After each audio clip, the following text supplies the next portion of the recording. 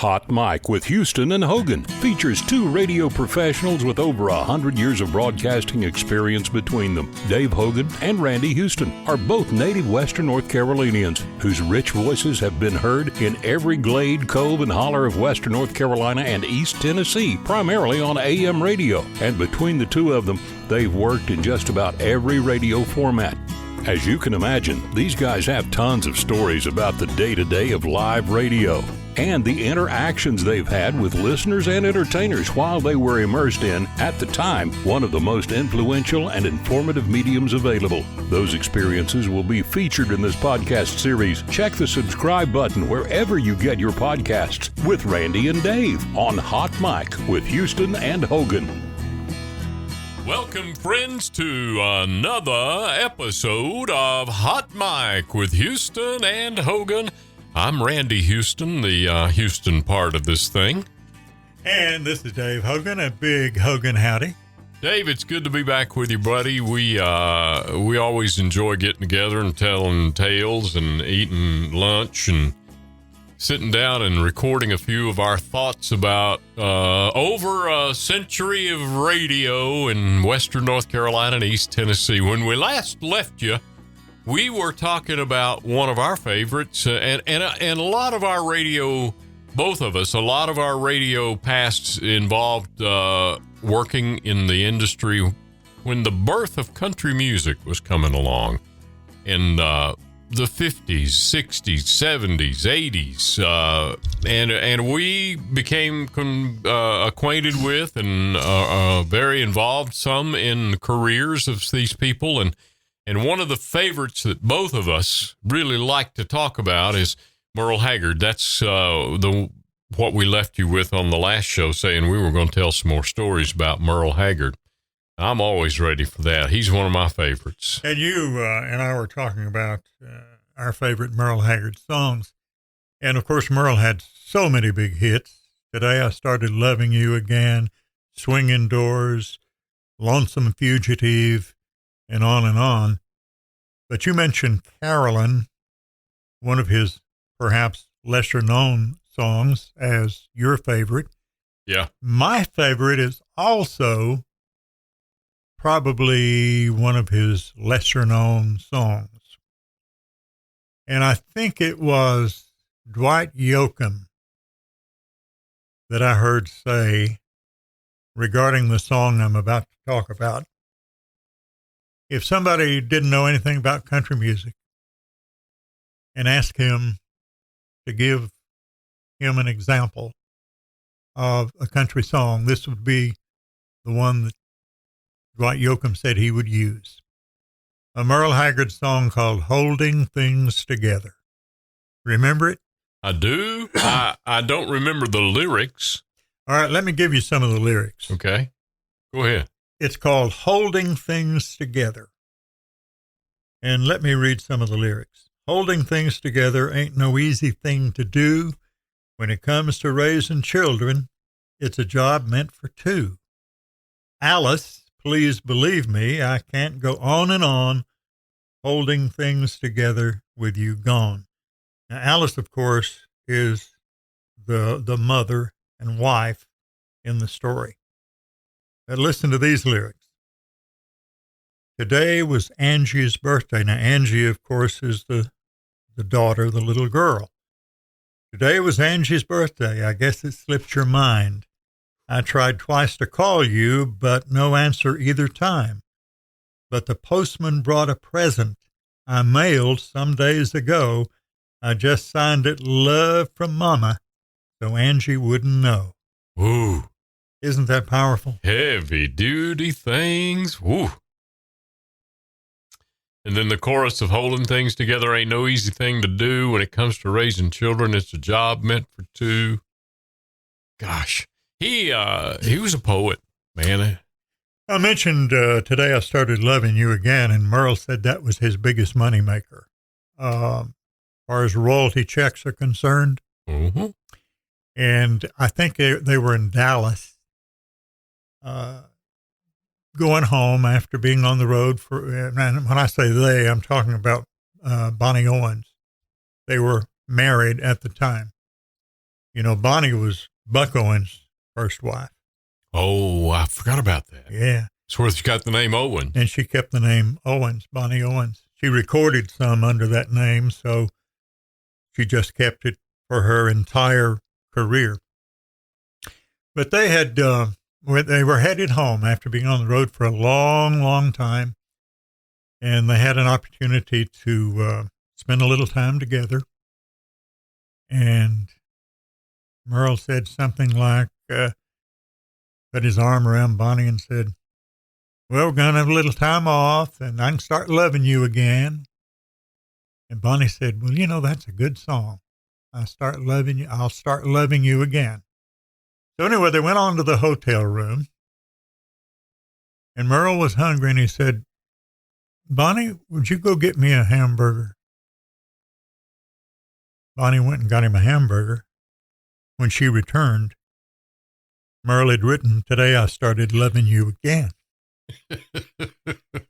And he recited it to Bonnie, who took down the lyrics, wrote them down there in the hotel room. And in fact, Merle says that Bonnie was responsible for writing down most all of his lyrics when he wrote a song during the time, the 12, 15 years they were married. But anyway, Merle said that was, as far as royalties are concerned, the biggest hit that he had because so many other people recorded it. Oh.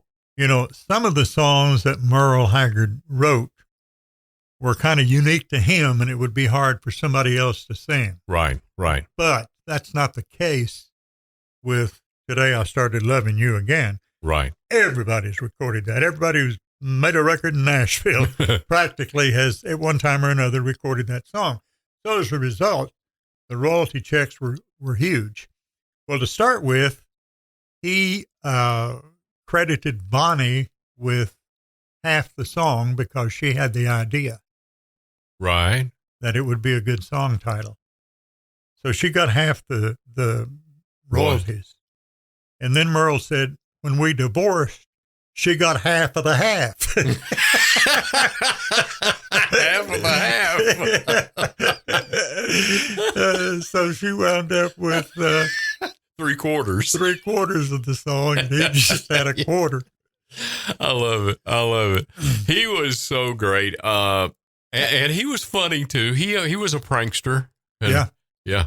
And you know, after they divorced, Bonnie stayed with the show and continued to sing backup with Merle and the band. In fact, the last time I saw Merle, Bonnie was still working with him, and that was in Kingsport, Tennessee, at the Meadowbrook Conference Center. And this was not long before Bonnie was diagnosed with Alzheimer's. And Merle tells a story about going to see Bonnie in the Alzheimer's unit of the hospital or the nursing home where she was. And in the room, there was a big poster of Merle on the wall. And Bonnie pointed at that poster and said, you know, that man up there, he was my favorite. She was so far along in Alzheimer's that she did not make the connection between the real Merle Haggard, who was standing next to her, and the Merle Haggard in the poster on the wall. Wow. Wow. It's amazing. He talked about talking with Johnny Cash about his prison time. Mm-hmm. And he talked about how he was talking with Johnny Cash about how, you know, the people are going to find out about my past. They're going to, and I'll be done with. Nobody will want to buy my records, come to my concerts, hear my songs when they find out I've been in prison. And it's evident, and inevitably it will come out. And Johnny Cash gave him the advice of, don't worry about it, man. Just embrace it. Embrace it. Embrace your past. And that's when we started hearing songs like Branded Man and I'm a Lonesome Fugitive. And Mama Tried. Mama Tried. Oh, man, that's the best 2-minute and 10-second song I ever played in radio. I'm getting up against the network. I need a 2-minute filler. Ding, boy, you hit Mama Tried, and that gets you right out of there. Great song, too. But he did embrace that prison and made money on it, and what an image. He wrote a book about his prison time, too, and I don't think I've ever read it, but he got a full pardon from Ronald Reagan. Did he? Mm-hmm. Ronald Reagan pardoned Merle when he was governor of California. Well, he was quite an artist, and he and Willie Nelson played around a lot in their later years. One particular hit song was Poncho and Lefty. Mm-hmm. They just racked up the charts with that one, man. Yeah, Merle Haggard and who were the Highwaymen? Merle Haggard, Waylon Jennings, Willie Nelson, and Chris Christopherson. Right. Oh man, they had a tour too. That was a house full of heavy hitters. Did you ever book Merle Haggard during those country shindig concerts you promoted here in Asheville? No, but I emceed for another promoter a couple of times. I was the MC on Merle Haggard shows, and yeah. I mentioned the last time I saw Merle, and Bonnie was in Kingsport, Tennessee, and I emceed that show. I asked Merle, how do you want me to introduce you? And he said, I don't give a damn. Whatever you want to say. Yeah. He always had a jazz side to his music, too. Horns. He loved horns. He sure did. You mentioned Johnny Cash and the relationship with Merle Haggard. And when Merle found out Johnny was in his last days, he hopped on an airplane in California and flew to Nashville to see Johnny, and they wouldn't let him in the hospital. Uh-oh. If I recall the story correctly, he sent maybe one of his band members who happened to be with him on the trip to find out where to go to see Johnny, and they said, you can't see him. There's no visitors allowed. And the band member came back and told Merle, and Merle said, well, Merle thought a minute and said, just stay right here. And Merle was gone and gone and gone. And he finally came back to the vehicle and was wearing a smock, wearing a doctor's scrubs. He had somehow talked his way. Somehow he had come up with a costume, the costume of a doctor, and got in to see Johnny. Obviously not the kind of guy that would hear no very well. Especially when it came to a friend like Johnny Cash. They were two of the greats in our business, and I must admit to you that when each one of them passed away, it really did touch my heart. Because as you and I've talked many times, and I think it was on the last show, we said we were involved in country music in the early days. Johnny had a home, Johnny and June. Of course, Johnny was married to June Carter, and the Carter family is from Poor Valley near Hilton's, Virginia, just across the state line from Tennessee and the Tri-Cities. And I was working over there in the Tri-Cities at WJCW Radio, and June had written a book, and she called, or somebody called, and wanted to know if June could come over and be on my radio show, come over for an interview. And of course I said, yeah. So June came over, and with June was one of her cousins. I can't remember the name, but one of June's cousins, Jeanette Carter, I believe. So they came over, and I had a small office there, and we were sitting in the office chatting before the interview. And I asked how Johnny's doing. And they had a home that they had taken an older home there on the Carter, near the Carter Fold, as it was known, where the Carter family had music. And they had renovated it and spent quite a bit of time there when they had downtime. So that's why they were in that area. So June came over to the radio station with her cousin, Jeanette, and we were talking, and I asked about Johnny, and somehow the subject of him wearing black came up. The Man in Black. And he had a great song called The Man in Black, how as long as there are people who are downtrodden, he's going to wear black. It became part of his persona. Yeah. Part of his image, the Man in Black. So anyway, the subject came up. Maybe I asked the question, how is the Man in Black, or something like that. And Jeanette said, now you know why he started wearing black, don't you? Because he gained so much weight, and he wanted to look smaller. And black does not show weight as much as other colors do. And June exploded. Really? Don't say that on the radio. Oh. Don't say that on the radio. And she was kind of mad at her cousin for telling the real reason. Maybe I shouldn't even tell that story. Let the cat out of the bag as to why Johnny Cash wears black. Oh, my goodness. Well, tell us, Dave, if you will. I've never been, and it's on my bucket list to do, is to visit the Carter family fold. Tell us where that is and the history, and tell us a little bit about visiting, because you have visited there, I'm sure, many times. Numerous times. Done remote broadcast there. Yeah, tell us about that place. Well, you go right past where that feller's barn burned down about 10 years ago. The Statler brothers, he said, that's the dates they had down at the Volunteer Fire Hall before it burned down.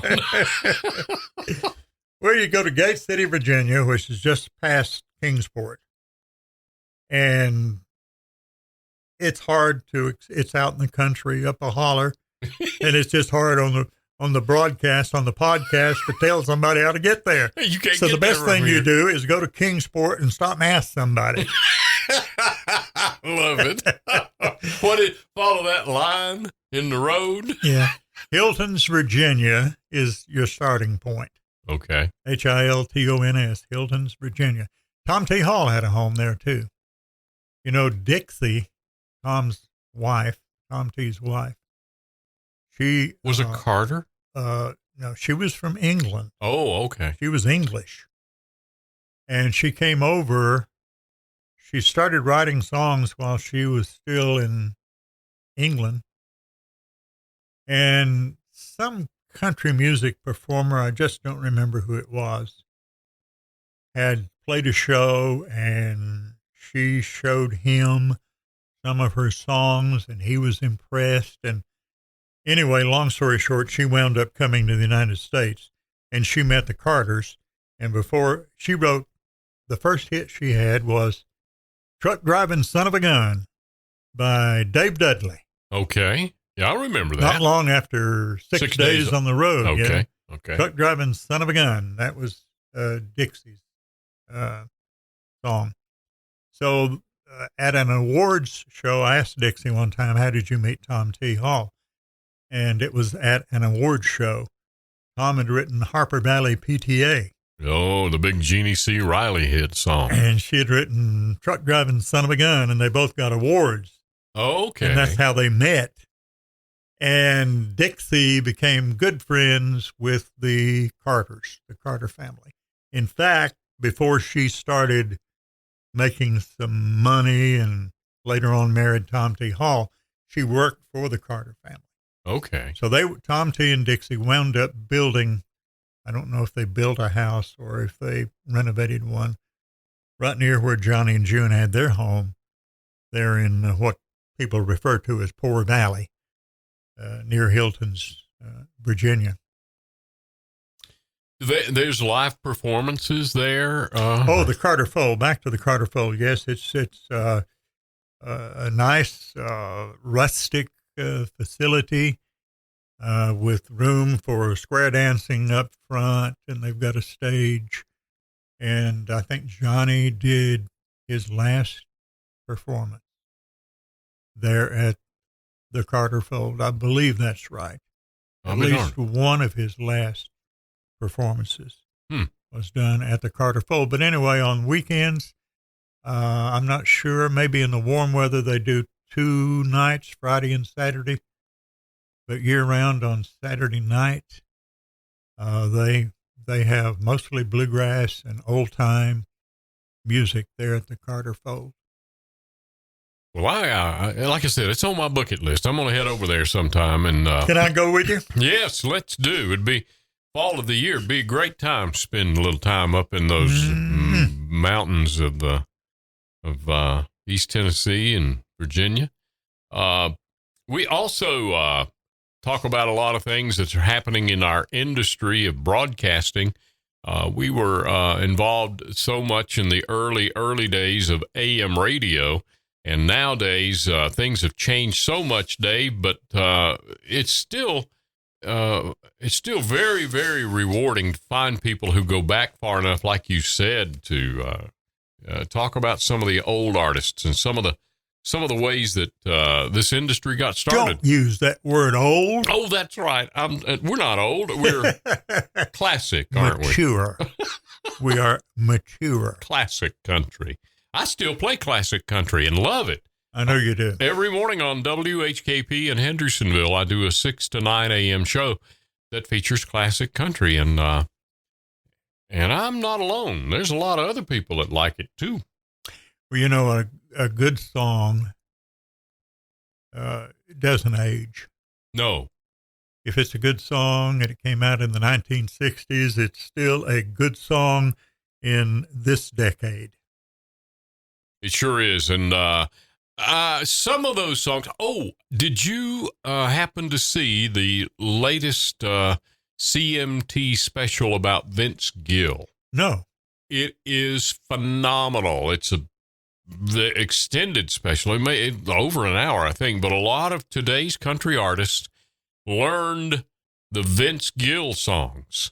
When I Call Your Name and High on the Mountain and Oklahoma Borderline, and you got Luke Combs and some of the modern artists who've put their flair to the Vince Gill songs. And it is an amazing CMT special called Vince Gill. Look it up wherever you go, YouTube or whatever. I'm sure you can find it on YouTube. And it's a great, great special. High on the Mountain. Pull up the lyrics real quick, can you, of High on the Mountain? Oh, yeah. Go rest high on the mountain. Go rest high on the mountain. My wife Margot's uncle died, and he was a musician. And there's this family of singers, and there's nothing like family harmony. Amen. Family, maybe 4 of them, 3 or 4 brothers and a sister, who sang "Go Rest High on the Mountain" at the cemetery as they lowered Margot's uncle into the grave. They sang "Go Rest High on that mountain." Chilling moment, I'm sure. I know your life on earth was troubled, and only you could know the pain. You weren't afraid to face the devil. You were no stranger to the rain. Go rest high on that mountain, son. Your work on earth is done. Go to heaven a-shouting. Love for the Father and the Son. And Vince wrote that for his brother. Yeah. Yeah. I had a late friend of mine named Chuck Garrett tell me about a very similar circumstance. Early one foggy Saturday morning at 10 o'clock at the Forest Lawn Cemetery in Hendersonville, he was attending a funeral. 10 o'clock on a foggy September morning.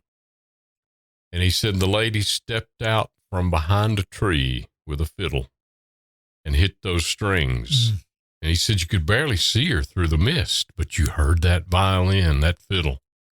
And she started doing Go Rest High on That Mountain. And if you want to hear a great version of it, now you'll shed a tear probably if you're sentimental like Randy and me when you pull it up on YouTube. Vince Gill and Patty Loveless singing at George Jones' funeral. Go Rest High on That Mountain. Where Vince couldn't do it. Yeah. Yep. He finally got himself together enough to play the guitar. For Patty to sing. Yeah, I mean, it's just pull it up, folks. It's indescribable. Absolutely. Pull it up. Vince Gill, I saw a TikTok video the other day of the luthier, I guess is the term. When Vince goes on tour, there's a whole case of electric guitars that go with him. His guitars, probably 10 or 15 of them. And his guy who takes care of all of his guitars, restrings them, gets them ready to hand to Vince to go on stage with. When Vince gets that guitar, he knows it's perfect. It's perfectly in pitch and perfectly in tuned, and strings are not going to break. They're new. This guy, and he took us through that guitar case.